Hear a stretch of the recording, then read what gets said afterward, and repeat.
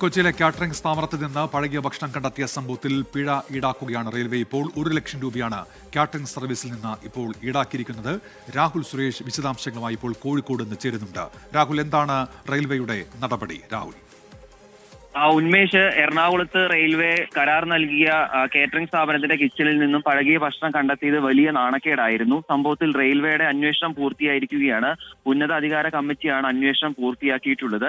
ഈ അന്വേഷണത്തിൽ ഈ കേറ്ററിംഗ് സ്ഥാപനത്തിന് വീഴ്ച സംഭവിച്ചു എന്നതാണ് കണ്ടെത്തൽ. ഈ കണ്ടെത്തലിന്റെ അടിസ്ഥാനത്തിലാണ് 1 ലക്ഷം രൂപ അടിയന്തരമായി പിഴയായി ഈടാക്കിയിരിക്കുന്നത്. ഈ പിഴ ഇതിനോടകം തന്നെ ഈ കാറ്ററിംഗ് സ്ഥാപനത്തിൽ നിന്നും റെയിൽവേ ഈടാക്കിയിട്ടുണ്ട്.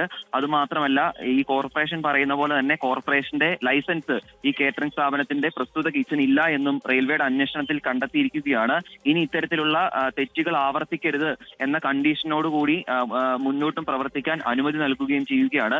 റെയിൽവേ പറയുന്ന ഏറ്റവും പ്രധാനപ്പെട്ട കാര്യം, ഇത് കുറെ കാലത്തേക്ക് നീണ്ട ഒരു കരാർ കൂടിയാണ്. പ്രസ്തുത കിച്ചൺ ഈ പ്രശ്നങ്ങൾ പരിഹരിച്ച ശേഷം മാത്രമേ തുറക്കുകയുള്ളൂ. അതേസമയം ഇതേ കാറ്ററിംഗ് സ്ഥാപനത്തിന്റെ മറ്റ് കിച്ചണുകളിൽ നിന്നും റെയിൽവേയിലേക്ക് ഭക്ഷണം എത്തിക്കുന്നത് തുടരുമെന്നും റെയിൽവേ ഇപ്പോൾ പുറത്തിറക്കിയ പത്രക്കുറിപ്പിൽ പറയുന്നു. ഉന്മേഷ്, ശരി. രാഹുൽ സുരേഷാണ് കോഴിക്കോട് നിന്ന് വിവരങ്ങൾ നൽകിയത്.